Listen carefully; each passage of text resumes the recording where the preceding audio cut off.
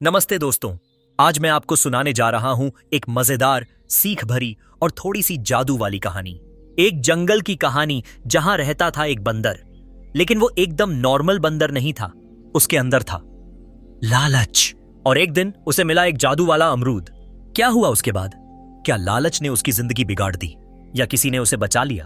तो चलिए शुरू करते हैं लालची बंदर और जादू वाला अमरूद की कहानी। बहुत समय पहले एक घना जंगल था। रंग बिरंगे पक्षियों की चहचहाहट, हवा में फूलों की खुशबू और एक शांत नदी जो जंगल को सींचती थी। उसी जंगल में रहता था एक बंदर जिसका नाम था झुनझुन। लेकिन झुनझुन बाकी बंदरों से अलग था।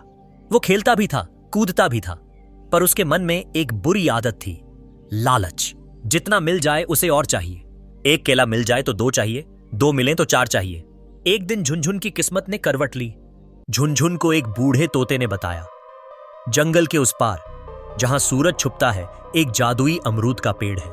उसके फल खा लेने से बंदर कभी भूखा नहीं रहता।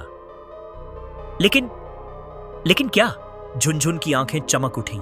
लेकिन वो पेड़ सिर्फ एक बार फल देता है और जो लालच करेगा वो सब कुछ खो देगा। झुनझुन हंस पड़ा, मैं तो सिर्फ एक अमरूद खाऊंगा। अगले दिन सुबह सुबह वो जंगल पार कर उस पेड़ के पास पहुंचा।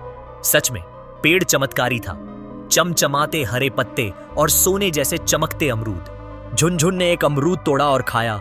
स्वाद ऐसा जैसे स्वर्ग का फल हो। लेकिन तभी उसके मन में आया, बस एक और ले लूं, कल के लिए। और फिर एक और देखते देखते उसने पूरा पेड़ खाली कर दिया। और तभी कुछ भयानक हुआ।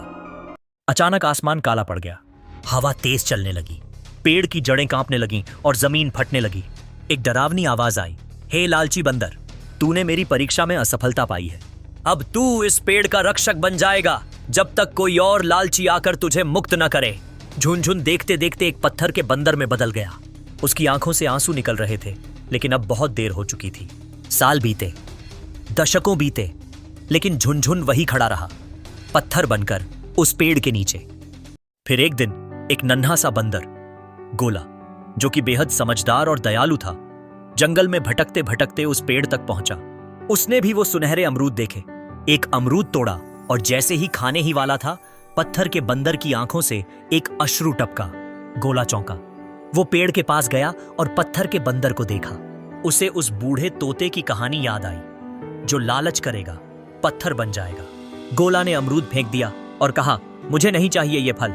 किसी की आजादी किसी फल से ज्यादा कीमती है। जैसे ही उसने ये कहा, जमीन कांप उठी, पत्थर फूट गया और झुनझुन फिर से जीवित हो गया। झुनझुन ने गोला के पैर पकड़ लिए, तूने मुझे बचा लिया छोटे। मैं लालच में अंधा हो गया था। इतने सालों तक अकेला पत्थर बनकर खड़ा रहा। अब समझ आया कि संतोष ही सबसे बड़ा सुख है। पेड़ भी मुस्कुराया। अब वह हर साल एक फल देता, लेकिन सिर्फ उसे जो दूसरों के लिए सोचे। झुनझुन अब जंगल का सबसे दयालु और बुद्धिमान बंदर बन चुका था।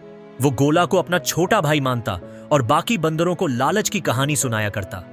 लालच हमेशा नुकसान करता है। संतोषी व्यक्ति ही असली सुखी होता है।